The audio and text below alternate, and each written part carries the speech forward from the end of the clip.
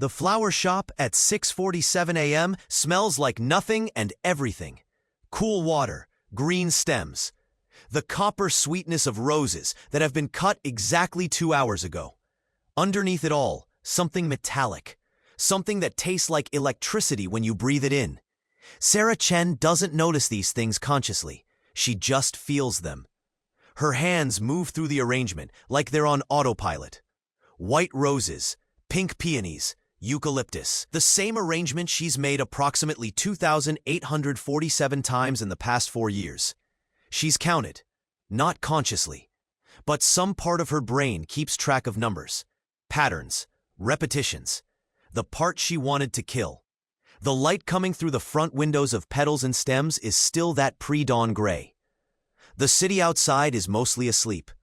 Capitol Hill is quiet, except for the occasional car, the distant ferry horn from Elliott Bay, the sound of a delivery truck backing up somewhere nearby. Sarah prefers it this way. Before the customers, before the lies. She's been awake since 3:14 a.m.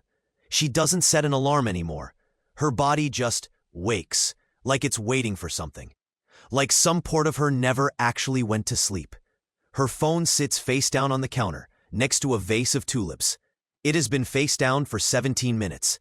She's been aware of this. The notification that arrived 7 minutes ago sits in her phone's memory, waiting. She hasn't looked at it yet, but she felt it arrive. That specific vibration, that specific frequency that hits your nervous system before your conscious brain catches up. She knows it's not a customer order. She knows it's not her mother. Her mother only calls. She doesn't text. And when she does text, it's with emojis and typos and the warmth of someone who doesn't understand how the internet works. This is something else. Sarah's hands don't shake. She's trained herself not to let them shake. But her pulse does. She can feel it in her throat. She picks up the phone. The notification is still there. Unknown number. You should have stayed dead. Her heart does something that isn't quite a flutter. It's more like a glitch, like a computer processing an error and trying to restart. Sarah doesn't move for 4 seconds. Then she does what she's been trained to do in moments of crisis. She breathes, in for 4 counts, hold for 4, out for 4. She's not in crisis. She's a florist. She arranges flowers. She has a shop. She has a small life in a big city and a carefully constructed identity that has never, not once, been interrupted by a text message from someone who knows things about her past. She deletes the message. Then she deletes it from the trash. Then she turns off her phone entirely. The silence that follows is worse than any threat. The order arrives at 8:47 a.m. through the Schatz email. Premium arrangement. Birthday flowers. For Marcus Reed's mother. Deliver to Horizon Technologies headquarters, South Lake Union. Rush. Sarah reads it twice. Once consciously, once through a part of her brain that she's been trying to lobotomize for 4 years. Her hands are steady as she reads the name. That's good. That's what she wanted. Years of therapy, the kind that doesn't require actually talking to anyone. Just grinding your own neurons through repetition and denial have taught her hands how to stay still. But her nervous system knows. Her nervous system remembers. Marcus Reed.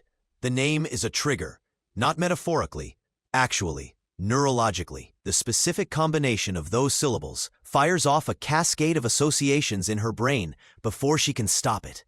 Pioneer Square, 32nd floor, the sound of code compiling at 3 a.m. The weight of knowing things you can never tell anyone. The particular kind of loneliness that comes from being smarter than everyone in the room. She hasn't thought about Marcus Reed in approximately 1,247 days. But she knows the number of days because she's been counting without trying to count. Sarah closes the email and stands very still in the middle of her flower shop.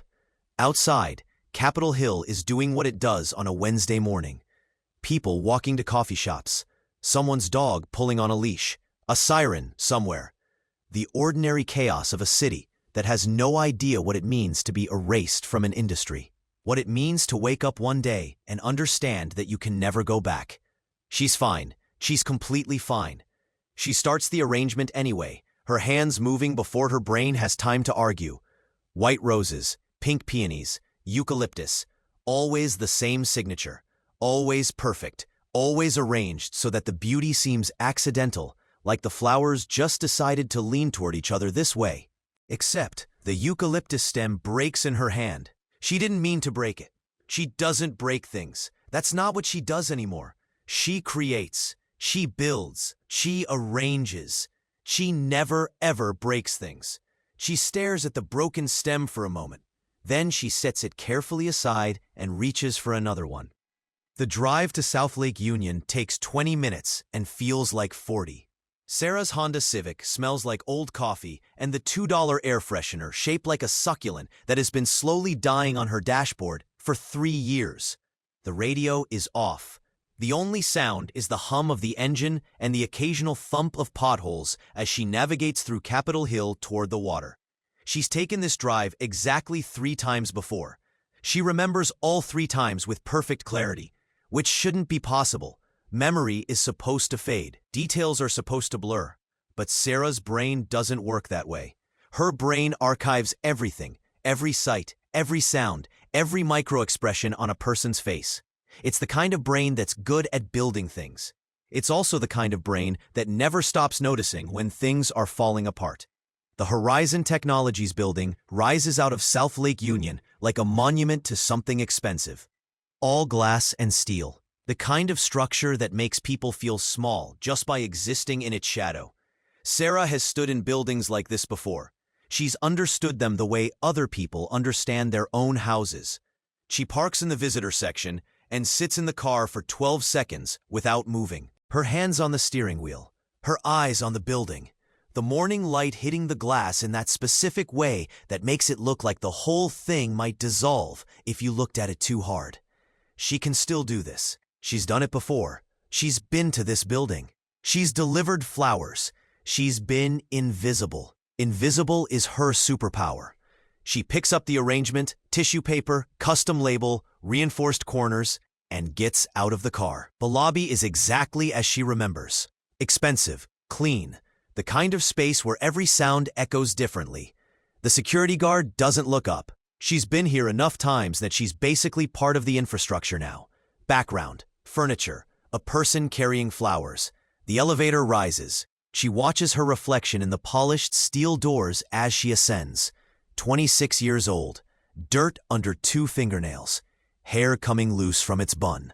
Wearing the same lavender petals and stems apron she's been wearing for 3 years, the one with the permanent wine stain that won't come out. She looks like someone who escaped. She looks like someone who can't actually escape. The elevator opens on the executive floor. For exactly 2 seconds, everything is normal. Then, her brain processes the chaos, and something inside her shifts in a way that makes her stomach drop through her feet. The entire floor is in complete crisis. Not the casual, oh no, we're behind on a project kind of panic. Not even the, our biggest client fired us crisis that people talk about over drinks. This is something electric, violent, real. People are literally running. Phones are going off in patterns that sound like alarms. Screens are flashing red. Screens are flashing code. On the main wall display, this thing is the size of a refrigerator. Lines of code scroll so fast they look like a solid block of digital chaos. Matrix style. But the kind that means actual damage. Sarah's hands don't shake. She's trained herself not to let them shake. But her pulse does. She can feel it in her throat. And there, in the center of the chaos, is Marcus Reed. He doesn't look like the magazine photos. Those show a carefully constructed version of a man. This is the real one. Sleeves rolled up, hair like he's run his hands through it about 1,000 times. His face is this weird shade of red that suggests his blood pressure is doing things it shouldn't. His hands are actually shaking. He's shouting, "Where's the secondary firewall?" A programmer answers without looking up. "Compromised, sir." The backup systems? Also compromised. The color drains completely from Marcus Reed's face. "We're hemorrhaging data," he says. His voice does this controlled, quiet thing that's somehow scarier than the shouting. "If we don't shut this down in the next 10 minutes, we lose everything. Years of work, billions in research, everything." Sarah stands in the elevator doorway, still holding the flowers, the beautiful, perfect flowers that nobody in this room will ever notice, and something inside her wakes up. Not gently, not gradually, like a switch has been flipped. Like a system that she thought she'd permanently disabled just came back online. Her eyes scan the scrolling code. Her brain separates signal from noise automatically. Her hands want to shake again. She can see what's happening. She can see exactly what's happening. And she can see, with a kind of certainty that only comes from understanding something at a cellular level, what will happen if nobody stops it in the next 9 minutes and 37 seconds. A woman puts her face in her hands. A guy starts typing so fast his fingers blur. And Marcus Reed stares at the screens like they've personally betrayed him. But Sarah can see something else.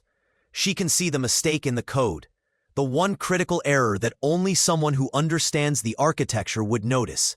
The place where the attacker got arrogant, the tiny gap in the logic where everything can be stopped. She walks forward. She taps Marcus Reed on the shoulder. "Sir," she says quietly, "your flowers." He doesn't look at her, just waves his hand. "Not now, thanks." Sarah doesn't leave. She stands there in her stained apron, completely invisible in a room watching its entire company implode in real time. And she watches. And what she sees is this. Someone brilliant just made one critical mistake. And if nobody with her specific skills notices it in the next 8 minutes and 53 seconds, everything is going to burn. She opens her mouth. "You have a cascade vulnerability in your isolation protocols," she says. "Not asking, not suggesting, just stating fact. Right center of your network mesh. That's your primary entry vector." Marcus turns. His eyes are desperate, like he's looking at a stranger who just offered him the last life preserver on a sinking ship. "What?" he says. And Sarah, who's spent 4 years running from this exact moment, takes a breath and lets the old version of herself start talking. "Your defensive architecture has a structural gap," she says. Her voice sounds different now, certain, precise, like she never left at all. "They exploited that to move laterally through your network." "How could you possibly?" "I used to architect these systems," Sarah says. "Give me a computer." Marcus doesn't hesitate. He just points at an empty workstation. "There, now." Sarah sets the flowers down on a filing cabinet and walks toward the desk, like she's walking toward a mirror. Like she's about to see what happens when you try to run away from who you actually are, and it catches you anyway. She sits down. Someone rolls over a keyboard, and Sarah's hands find the keys like they're coming home from a war they never wanted to fight. The first thing that hits her is the smell. Not a literal smell. Code doesn't smell. But there's this thing that good architecture does. It reads a certain way. And bad architecture, sloppy architecture, architecture made by someone who is thinking about the wrong things, that reads differently. This reads like someone brilliant had spent months studying Horizon Technologies' network structure. Sarah's eyes scanned the scrolling code, and her brain separated the signal from the noise automatically. She wasn't even thinking about it. It was like her hands knew what to do, and her eyes just reported what they saw, and her mind connected the dots. Someone had built a backdoor through the tertiary security layer. Someone had used a privilege escalation attack to gain access to administrative functions. Someone had positioned code throughout the system like they were planting flags on a mountain they'd already summited. And they'd done it with style. "This is beautiful," Sarah said, and she realized how insane that sounded. She was literally looking at code that was destroying this company, and she'd just called it beautiful. But it was. Whoever had written this understood systems architecture the way a musician understands an instrument. Everything was positioned perfectly. Everything served a function. Everything was elegant. Except there. Right there. A tiny gap in the logic. A place where the attack code had to make an assumption about the network structure that was actually just barely wrong. It was the kind of mistake that only happened when you were so good at what you do that you got arrogant about it. When you were so certain of your own brilliance that you didn't double-check the foundation. Sarah had made mistakes like that herself, back when she did this for a living. Every hacker makes one. Every single one. "I need you to close the northern firewall," Sarah said. Her voice was different now. Steady.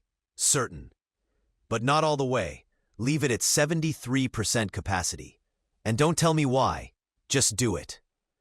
The room had gotten quiet enough that you could hear the air conditioning. Everyone was watching this random florist lady in a lavender apron take over the crisis, like she had a security clearance she obviously didn't have. Do it, Marcus said. He didn't ask questions either. Sarah's fingers moved across the keyboard. She wasn't typing randomly. Every command was building on the last one.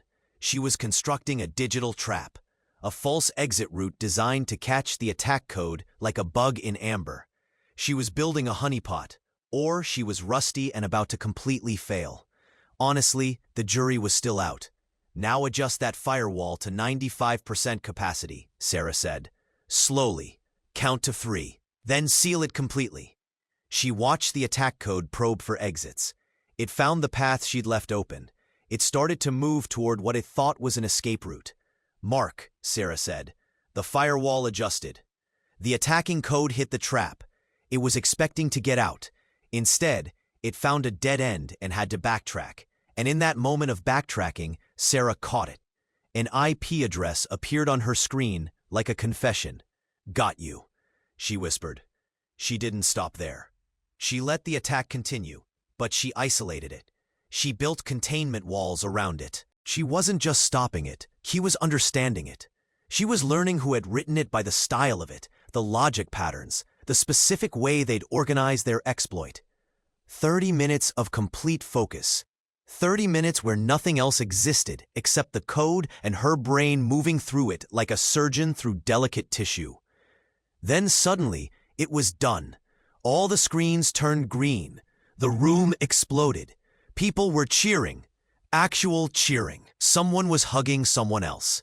A woman who'd been staring at her desk with tears in her eyes was laughing in this slightly unhinged way that suggested she'd been preparing to update her resume 30 seconds ago. But Sarah was already moving to the next problem. Don't celebrate yet, she said. Professional attackers don't put all their eggs in one basket. There will be backups, contingencies, secondary attack vectors. She found the first one buried in the email systems within 5 minutes. It was designed to activate if the primary attack failed, spreading like a worm through the company's communication infrastructure. She found the second one hiding in the financial databases. She found the third one in the backup architecture itself, sitting there like a trigger waiting to be pulled. By the time she finally sat back in the chair, Sarah was absolutely soaked with sweat. Her hands were literally shaking so hard she could barely hold them still. It's all contained, she said quietly. All of it. She won't get through now. Not through any of these vectors. The room went very quiet. She, Marcus said. Sarah realized what she'd just done. She'd assumed the attacker was female based on something in the code, a specific pattern, a certain logical signature. She'd outed herself as someone who knew things, someone who understood this world at a level that definitely required explanation. Yeah, Sarah said. I can tell from the architecture there's a specific pattern, a particular style. She stopped. She couldn't explain it without sounding insane. Marcus walked over slowly. He looked at her like she'd just materialized from an alternate dimension. Who are you? He asked. By 3 a.m., most of the office had cleared out. The security team was doing forensics. Marcus had made calls to investors and major clients. The crisis was technically contained, though not entirely explained.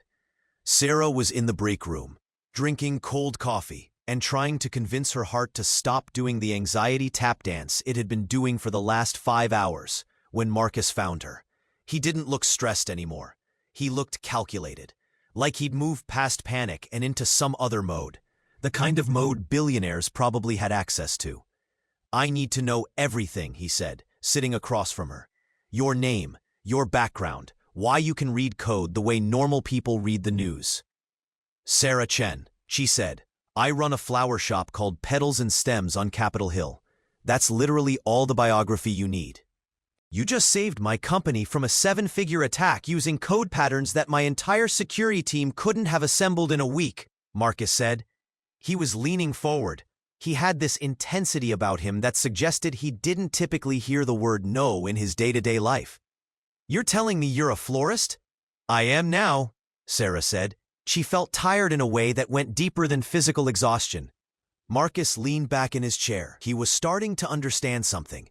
This woman had skills, the kind of skills that took years to develop, the kind of skills that didn't just disappear because you spent 4 years not using them.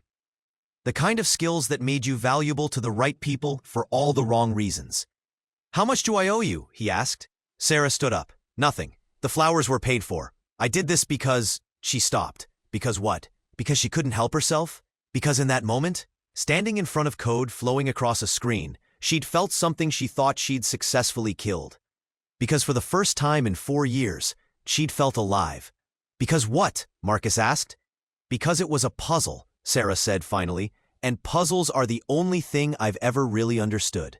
She left before he could offer her anything else. Before he could make her an offer she'd have to work really hard to refuse. But Marcus Reed didn't become a billionaire by respecting other people's boundaries. 4 weeks passed. Sarah went back to her flower shop. She arranged bouquets. She managed Miguel and Thomas and Jessica, her part-time crew. She restocked the walk-in coolers. She watered the new shipment of roses that came in from Ecuador.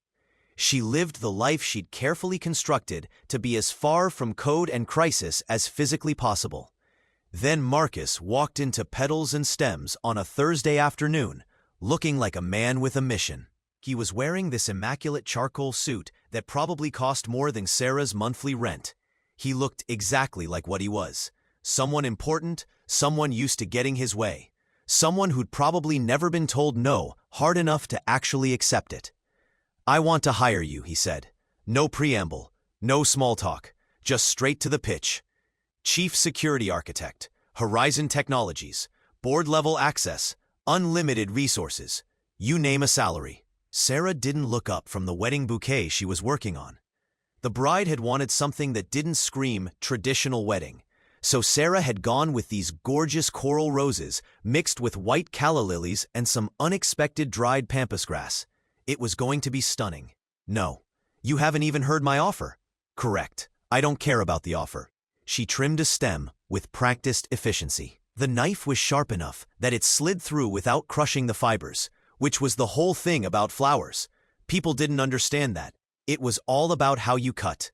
Everything in life was about how you cut. I'm done with that world. Marcus watched her work. There was something about the way she moved that was almost meditative, precise, careful, like she was solving an equation with flowers instead of code. "Why?" he asked. Sarah set down her knife. She looked at him directly for the first time since he'd walked in. "Because that world is dark," she said. "Because the best programmers end up working for people they don't respect. Because the best security people end up carrying around knowledge that destroys your ability to sleep. I spent 7 years getting very good at breaking things, and one day I realized I was breaking myself in the process. I was breaking my capacity to feel joy, to see beauty, to believe in anything." "So you became a florist," Marcus said. "So I became a florist," Sarah confirmed. "And I actually like it. People need flowers. Flowers don't require you to compromise your ethics. Flowers don't get anyone sued. Nobody dies because an arrangement failed." Marcus was quiet for a minute. He watched her start a new arrangement. "What if I told you there might be more attacks?" he asked finally. "What if I told you there are patterns suggesting this might be coordinated? What if I told you I'm worried about my company and my people?" Sarah looked up. "Then I'd tell you to hire someone else. There are plenty of excellent security consultants in Seattle, plenty of firms, plenty of people who actually want this work. I'm not one of them anymore. Not like you," Marcus said. But he left anyway. He came back the next week. And the week after that. Every Thursday around 3 p.m., Marcus Reed would walk into Petals and Stems like it was his second office. He'd order something different each time. A simple arrangement, a bouquet for his mom, a centerpiece for his apartment, sometimes just a single stem. He'd sit in the corner and work on his laptop, or read business journals, or honestly, sometimes he'd just watch her arrange flowers. The regulars started noticing. "That man's in love with you," Mr. Okafor said one afternoon. He came in every Friday without fail to get flowers for his daughter's grave. He had the kind of gentle wisdom that comes from living 70 years and learning to see the truth in small things. "I've been around long enough to recognize it." "He's a customer," Sarah said. She was trimming lavender, not looking at him. "He's been a customer for 7 weeks and hasn't spent more than $60 total," Mr. Okafor pointed out. "That's not a business model, that's devotion." Sarah didn't respond, but she noticed things. That Marcus always sat where he could see her work, that he asked specific questions about her arrangements, that he remembered details from conversations weeks ago, like the time she'd mentioned that peonies could last 3 weeks if you cared for them properly. And now he'd brought her an article about extending flower lifespan. One Thursday in late May, she decided to address it. "Why do you keep coming here?" Sarah asked.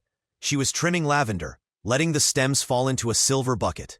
She meant it gently, but she meant it directly. Marcus looked up from his laptop and actually closed it. He gave her his full attention.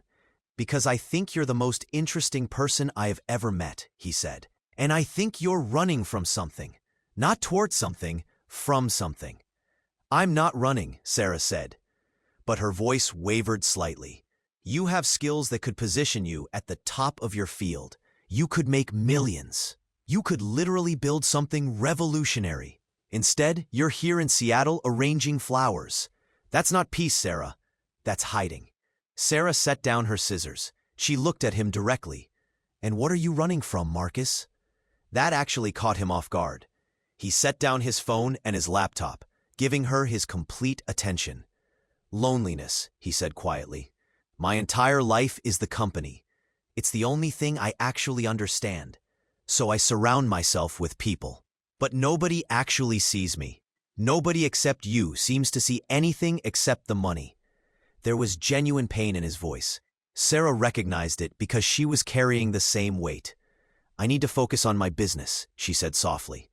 "I can't get involved with complicated men and complicated situations." Marcus nodded. He packed up his laptop slowly. "I understand," he said. He stood to leave, but then he paused at the door. "If you ever change your mind about Horizon Technologies or just about talking, you know where to find me." He left a $100 bill on the table for a $40 arrangement. That was the last time he came on a Thursday. But that wasn't the end. 4 months passed. The flower shop was actually thriving. Sarah had hired Miguel, a UW student studying botany, Thomas, a retired environmental engineer who was bored out of his mind at home, Jessica, a librarian who'd retired early and needed something to do besides reorganize her book collection. Business was good.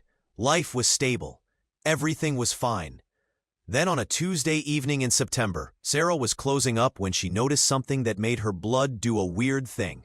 A man in a dark suit was standing across the street, just standing there, watching. When he realized she'd seen him, he walked away quickly, disappearing around the corner toward Capitol Hill.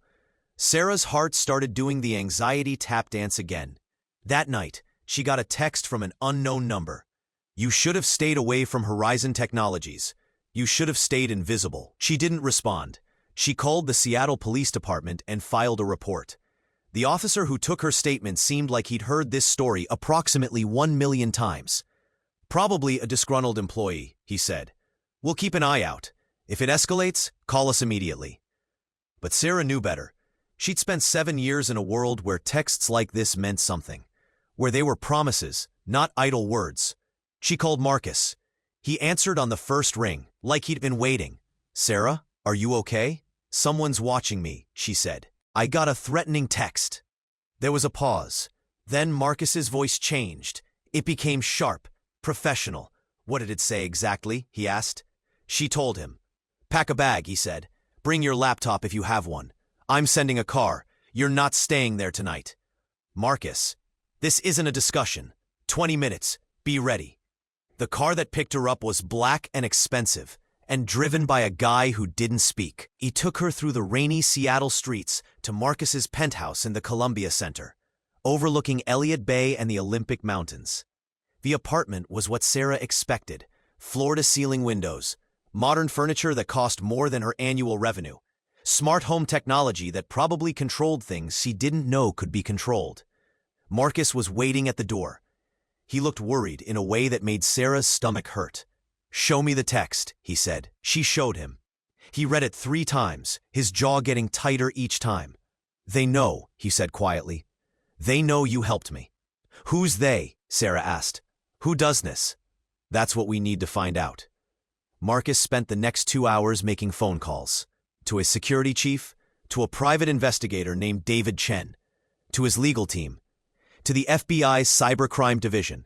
Each call was tense, controlled, but with this undercurrent of seriousness that suggested he wasn't messing around. By the time he finished, Sarah understood the scope of the problem. "There have been more attacks," Marcus said. "Smaller ones, testing our defenses. Someone's been slowly mapping our infrastructure since the first attack, learning our patterns, understanding how we respond." "Since I fixed the first attack," Sarah realized. "Since you embarrassed someone," Marcus corrected. "Whoever orchestrated that first attack didn't expect to be stopped, and now they're taking it personally." Sarah walked to the window and looked out at the city lights. Rain streaked the glass. Somewhere out there, someone was watching. Someone was planning. Someone wanted revenge. "I want you to investigate," Marcus said. "I want to know who did this. I want to know why. I want to know who's giving them orders." "I told you I was done. I know what you said. But they're threatening you now. This isn't about my company anymore. It's about your safety." Sarah turned to look at him. "And what happens when I find them?" "Then we take them down," Marcus said simply. "Legally, properly, together." Something shifted in that moment. The walls Sarah had built around herself developed a crack. Sarah worked constantly. She barely slept. She barely ate. She existed on coffee and adrenaline, and the strange electricity of using her brain in a way she'd trained it to work. She set up a makeshift office in Marcus's penthouse with 3 laptops and started digging through the attack logs. She cross-referenced every vector. She analyzed the code signatures. She looked for patterns, the specific way the attacker wrote code, the logical signature, the tells that every hacker leaves behind whether they know it or not. Marcus brought her coffee every morning. Strong, the way she liked it. He'd sit nearby and work on company business, giving her space but being present. It was strangely comforting, like having someone in the room who understood that you needed to not be alone while also being left alone. On day 11, Sarah found something. "Marcus," she called out, "I need to show you something." He came over immediately. Sarah pointed at her screen, where multiple financial transaction logs were displayed. "Money transfers," she said. "From Horizon Technologies to an offshore account in the Caymans.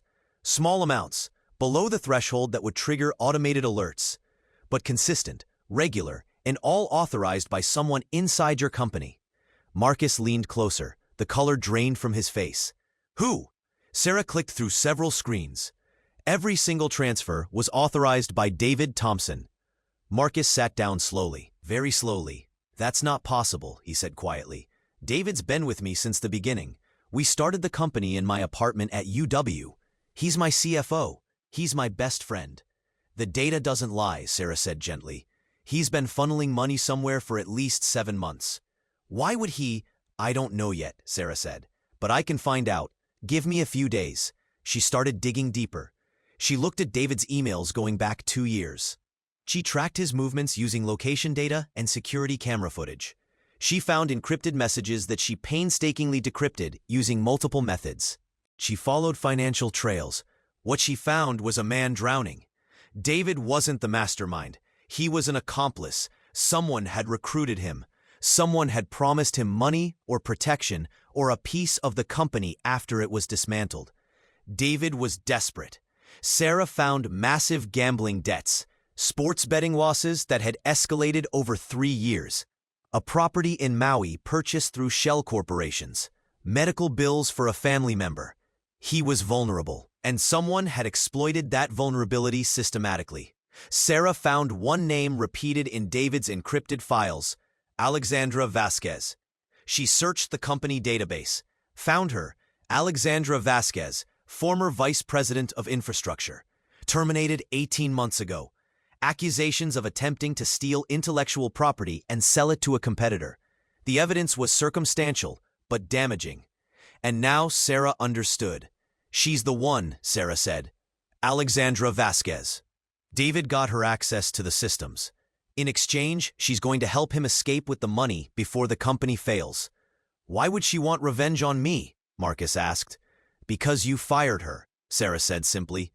On the recommendation of someone who had a grudge, and now she's going to make you pay. Marcus called an emergency board meeting. David was confronted in a private room with his lawyer, HR, and security present. At first, he denied everything. He acted shocked. He said Sarah was fabricating evidence. He claimed he was being set up. But when Sarah showed him the encrypted messages, actual conversations between him and Alexandra discussing timelines and money, his face collapsed like a building imploding. He tried to run. He literally stood up and tried to leave through a back exit. Security stopped him. There was a struggle. He fell and hit his head on a table. An ambulance was called. By the time he was arrested from the hospital, the legal machinery was already moving. He was charged with wire fraud, conspiracy, computer crimes, embezzlement. Bail was set at $2 million. It should have been over, but it wasn't. Because Alexandra wasn't done. 2 days after David's arrest, Sarah got a text. You shouldn't have interfered. You should have minded your own business. That night, while Sarah was alone in the penthouse, Marcus had gone to an emergency investor meeting. The smart home system went absolutely haywire. Lights flashed on and off in patterns. The music system blasted white noise at maximum volume. The temperature spiked to 95 degrees. Every door locked simultaneously. The windows' automated blinds opened and closed like they were breathing. Sarah ran to the control panel, but everything was locked. The system was compromised at the firmware level. The building's automated system started speaking in a digitally altered voice. Intruder detected. Threat level, critical. Sarah's heart was pounding. She knew exactly what this meant. Alexandra had gotten into the penthouse security systems. She was demonstrating her power, showing that she could reach anywhere, anytime. When the system finally released control 20 minutes later, there was a message on every display screen. This was a demonstration. Next time you won't get out. Back away from this investigation or I will burn everything you care about. Sarah called Marcus immediately. He left his meeting within 5 minutes. They're more dangerous than I thought, Sarah said when he arrived. Alexandra's not just a hacker. She's someone with resources, with a team, with the ability to reach inside your home and control your environment. Then we move faster, Marcus said. We find her before she does anything else. For the next 2 weeks, Sarah worked like she was possessed. She barely slept. She barely ate. She existed in this space where past and present collided, where the person she'd been merged with the person she'd been trying not to be. She used every technique she knew to trace Alexandra's digital footprint, where she was living, who she'd contacted, how she was funding her operation, how she was recruiting other people. She found that Alexandra had built a team, 6 other hackers, all disgruntled, all talented, all motivated by promises of money and revenge. Alexandra had become a nexus point. She was the leader of a network, a small, highly organized team dedicated to destroying Horizon Technologies. The private investigator, David Chen, was working alongside Sarah. Together, they were slowly closing in, mapping the network, understanding the structure. But Alexandra was brilliant. She knew they were coming. She left false trails. She misdirected. She was 3 steps ahead at every turn. On day 17, Sarah received a message directly to her personal phone. It was a photo, petals and stems, taken that morning. Multiple angles, photos from across the street, photos from the alley. With a caption, "Beautiful place, all those flowers, all those memories. It would be such a shame if something happened to it." Sarah's blood ran cold. "She knows where I work," she said to Marcus.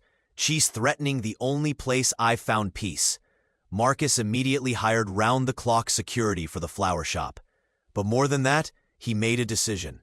"We're going to force her hand," he said. "We're going to announce that you're working with me, that you're investigating her, that she doesn't have the upper hand anymore. We're going to make her react instead of plan. That's basically declaring war, Sarah said. Yes, Marcus said simply. It is.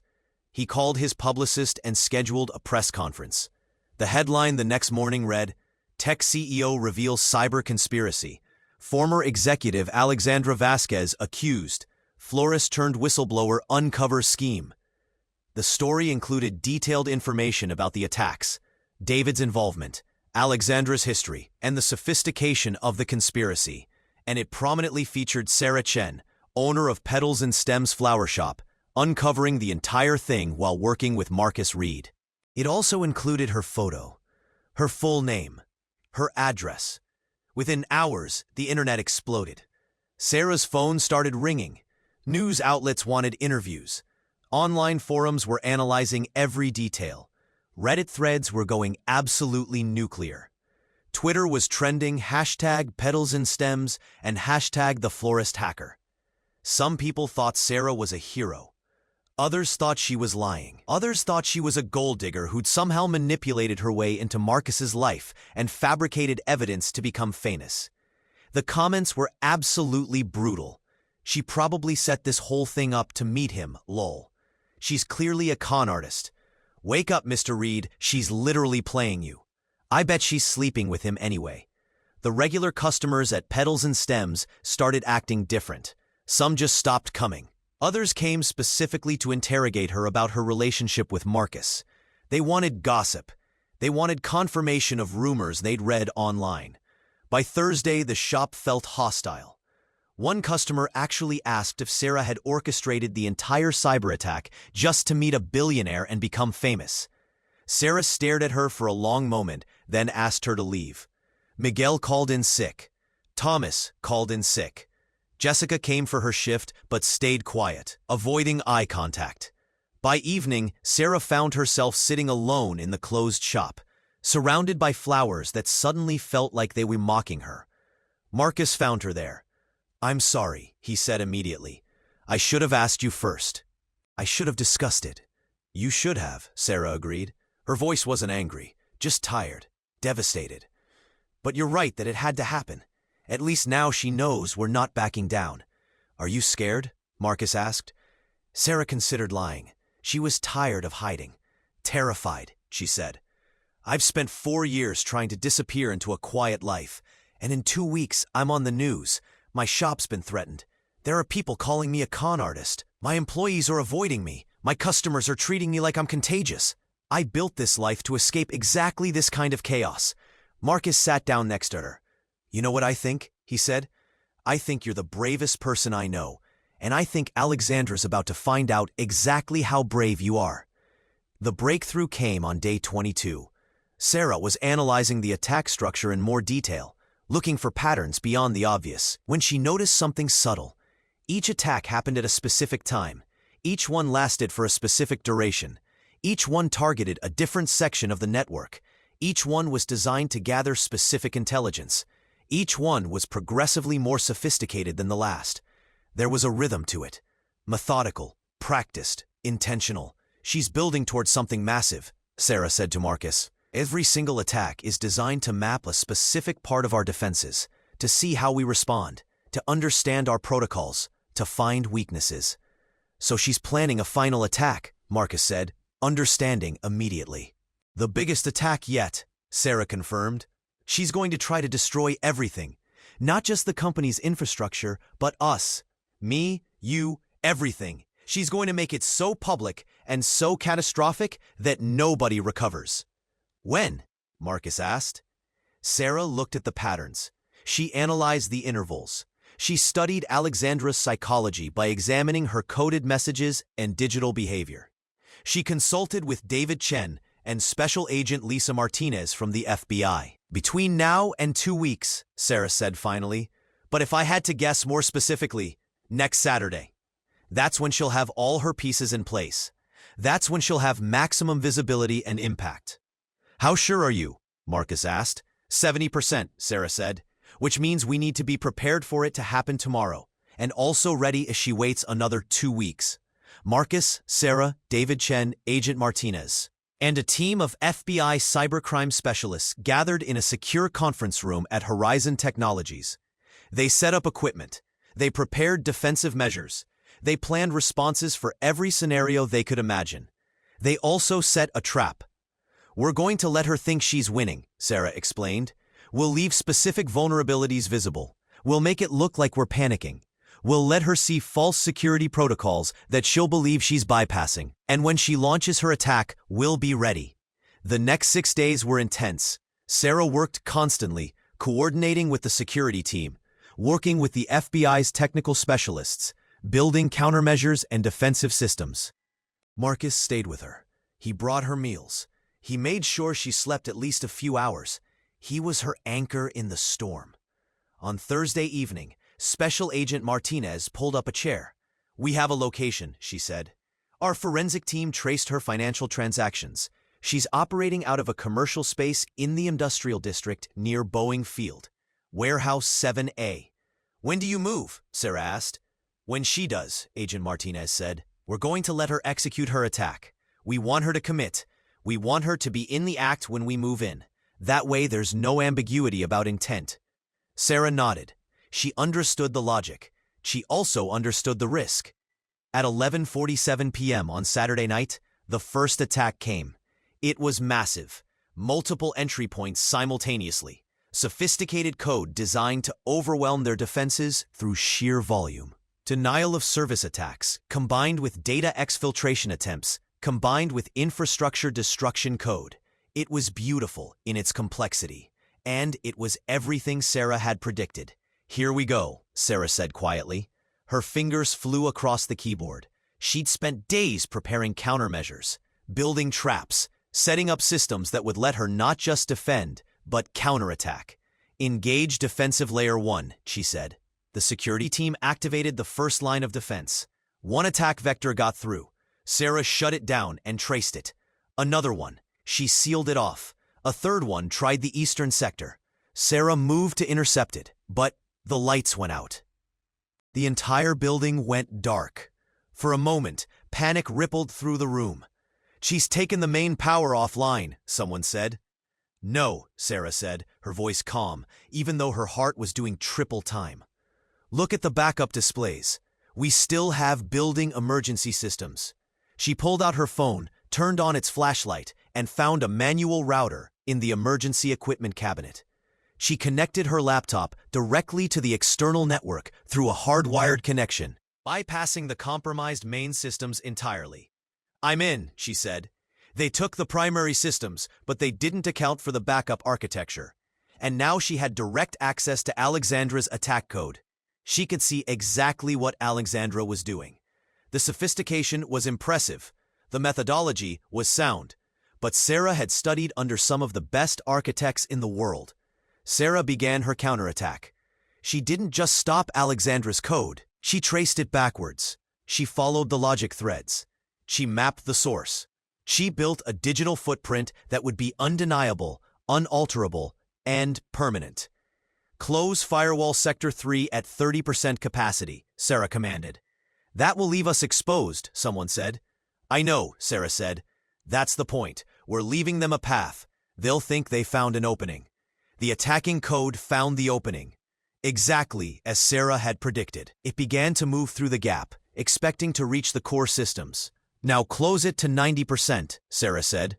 "Slowly, let them feel resistance but not stop them yet." The code began to slow down, to congest. It sent probes in different directions, looking for alternative routes. "Building the trap now," Sarah whispered. Her fingers moved across the keyboard with absolute precision. She was constructing a digital cage. Every command funneled the attacking code into a specific direction. "Seal Sector 3 completely," Sarah commanded. The firewall closed. The attacking code, expecting an exit route through Sector 4, suddenly found itself trapped in a shrinking space. It began to backtrack, and in that moment of retreat, Sarah executed her trace. An IP address, a latitude and longitude, a server address in Warehouse 7A near Boeing Field. Exact coordinates. "Got you," she whispered. She didn't stop there. She let the attack continue, but she isolated it. She built walls around it, slowly crushing it like a trap closing on prey. 30 minutes of intense focus. The attacking code hit each barrier, tried to break through, Failed. Tried again. Failed again. Finally, suddenly, it was over. All the screens turned green. The emergency lighting came back on. The regular systems hummed back to life. "System secure," Sarah said. All attack vectors contained and neutralized. The room erupted in cheers, but Sarah wasn't celebrating. She was scanning for secondary and tertiary attacks. She knew better. "Don't celebrate yet," she said. "There will be backups, contingencies. She's too smart to have only one approach." She found the first secondary attack vector within 5 minutes, hidden in the email systems, designed to activate if the primary attack failed. "Shut it down," Sarah said. She found a third backdoor in the financial systems, a fourth one in the client database, a fifth one buried in the backup architecture itself. She sealed them all, one by one. Each discovery more sophisticated than the last. Alexandra had been thorough. She'd spent months preparing multiple layers of attack, but Sarah had been thorough too. Finally, after 45 minutes, Sarah sat back. Her hands were shaking. Sweat soaked through her entire shirt. "It's contained," she said quietly. "All of it. She won't get through now." Agent Martinez was already on her phone. "Move in," she said. "We have confirmation of the attack vector source." The FBI moved fast. Unmarked vehicles descended on Warehouse 7A in the industrial district. Tactical teams entered through multiple access points simultaneously. They moved with practiced precision. Inside, they found exactly what the forensics indicated: a sophisticated operations center, multiple servers, 6 workstations, encrypted equipment, and Alexandra Vasquez, still at her computer, still executing code, completely unaware that everything had already failed. She was arrested without incident. The other members of her team were rounded up in coordinated raids throughout the city. Each one arrested, each one's equipment seized. By dawn, it was over. David Thompson was facing additional charges now, his cooperation in exchange for a reduced sentence. Alexandra Vasquez was facing federal charges: conspiracy, wire fraud, computer fraud and abuse, extortion, making threats against critical infrastructure, and a dozen other violations. The charges carried a potential sentence of 45 years. In the days that followed, the media narrative shifted again. Sarah went from being a suspect in some people's minds to being celebrated as a hero who had stopped a sophisticated cybercrime conspiracy. She was invited to news shows. She was offered book deals. She was invited to speak at universities and security conferences. She refused all of it. "I don't want to be a symbol," she said to Marcus. "I just want my life back." But her life was different now, and she was beginning to understand that she couldn't go back to what it was. She went back to the flower shop anyway. She reopened petals and stems, expecting everything to be awkward, expecting the customers to treat her differently. But something surprising happened. The locals, the real regulars, the people who'd been coming for years, came back. They brought friends. They thanked Sarah for what she'd done. They told her they were proud of her. The curiosity seekers gradually faded away. The online critics found new targets. Miguel and Thomas came back to work. Jessica never left. By the end of the first week, the shop felt normal again, or almost normal. There was this new thing underneath it, this awareness that she was different now, that she couldn't pretend to be invisible anymore. On the Sunday of that week, Sarah was arranging flowers when Marcus came in. He looked different, less the stressed CEO and more like the person who'd been quietly supporting her through everything. "Can we talk?" he asked, privately. They went to the small back room, where Sarah prepared the more complex arrangements. "I wanted to apologize," Marcus said, "for everything, for pulling you back into that world, for forcing you to be someone you tried to leave behind, for putting your shop in danger, for making you famous when you didn't want to be, for—" "Stop," Sarah said. "You didn't force me to do anything. I chose to help because I wanted to. And yes, it was complicated and scary. But Marcus, I also felt alive in a way I haven't in 4 years." "What does that mean?" he asked, stepping closer. "It means I think I've been running from the wrong thing," Sarah said slowly. "I thought I was running from the danger, from that world of code and compromise. But I was actually running from myself. From the person I am, when I'm solving problems and pushing limits and doing things that matter. So what are you saying? Marcus asked. I'm saying I don't know yet, Sarah said honestly. I'm saying I need time. I'm saying this is complicated and I'm not ready for any big declarations. But I'm also saying that maybe we could figure it out together. Marcus smiled slightly. How about we start with something simple? Can I take you to dinner tomorrow? Not a business dinner, not a crisis meeting, just dinner. Just dinner, Sarah raised an eyebrow. Just dinner, Marcus confirmed.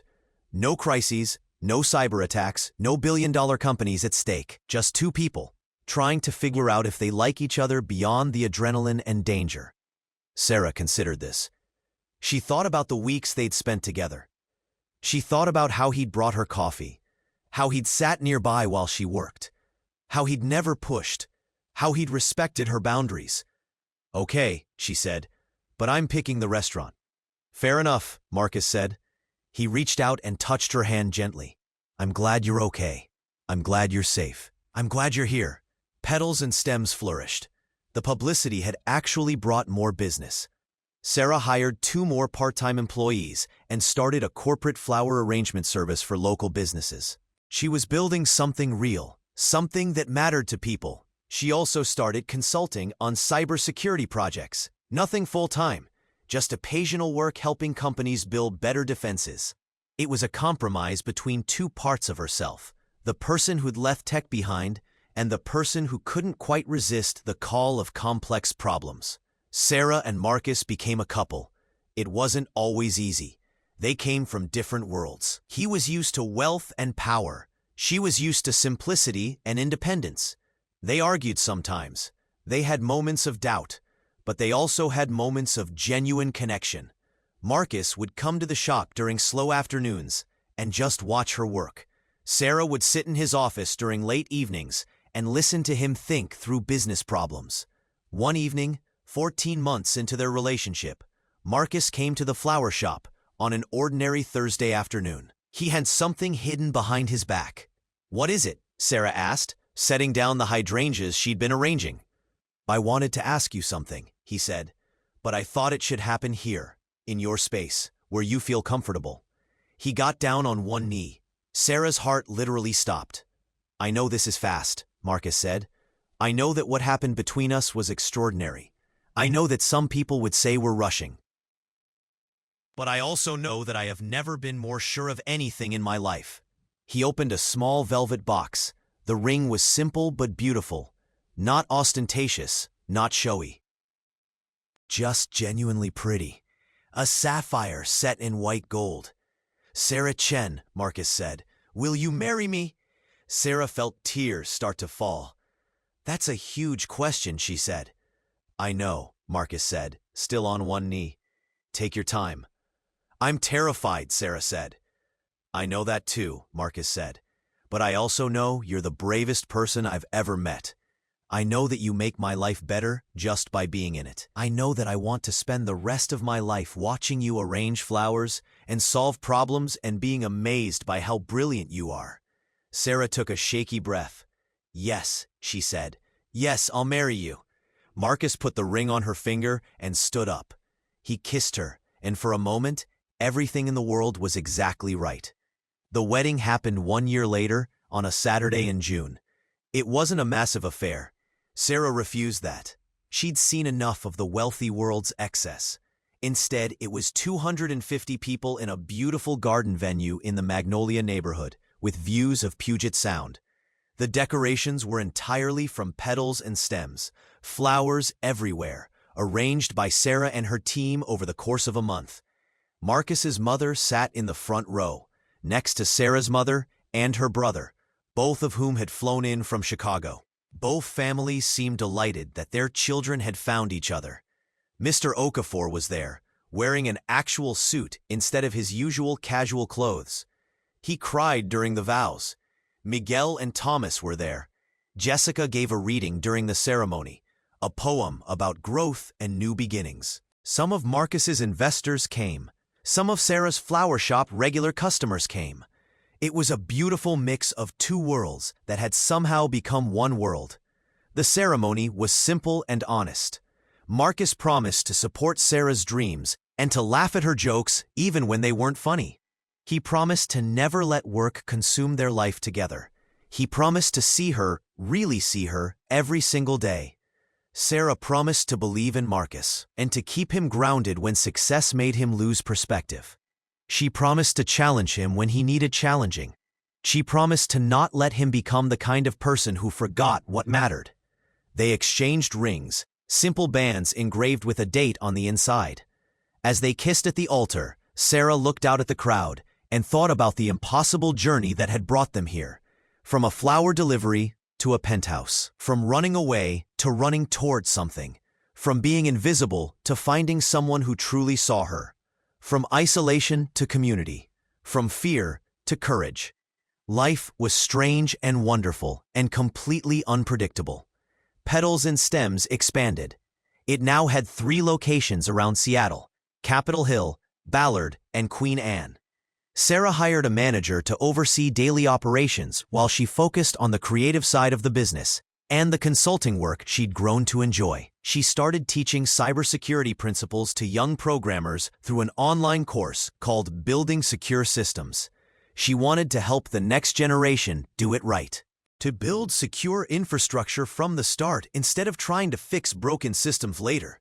The course became surprisingly popular. She received hundreds of emails from students thanking her for making complex concepts understandable. Horizon Technologies was stronger than ever. The attack had forced the company to completely modernize their security infrastructure, which made them more resilient and more innovative. Marcus had also restructured the company to have better oversight, more ethical practices, and genuine security protocols instead of security theater. He started a foundation dedicated to cybersecurity education and supporting underrepresented groups in technology.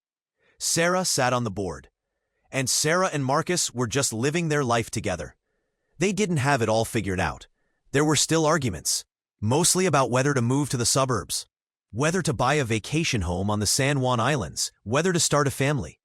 There were still moments of doubt. There were still challenges, but they had each other.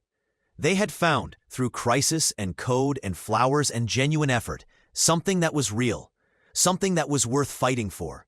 Sarah still arranged flowers. She still found peace in the meditative process of creating beauty. But she also consulted on security projects. She also taught. She also challenged herself. She was no longer invisible. But more importantly, she was no longer hiding.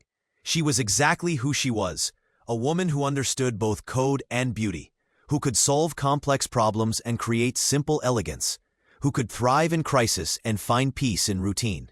The woman Marcus saw from the beginning. The woman Mr. Okafor had recognized. The woman she'd always been underneath the deliberate obscurity. Sarah stood in the new main location of Petals and Stems on Pike Place Market, a prime location that would have been impossible 5 years ago. The shop was bustling. 3 employees were handling customer orders. 2 were preparing arrangements for a corporate event. Miguel, now studying for his master's degree in environmental science, was working part-time while developing a sustainable flower sourcing program for the shops. The walls were lined with flowers, roses and peonies and hydrangeas and dahlias, and flowers whose names most people didn't know, each one carefully selected, each one at the peak of its beauty. Sarah was working on a wedding bouquet when Marcus arrived with their 2-year-old daughter, Elena. She had Sarah's dark hair and Marcus's serious eyes. "Mama," Elena said, pointing at the flowers. "Flowers," Sarah said, smiling. "Would you like to help?"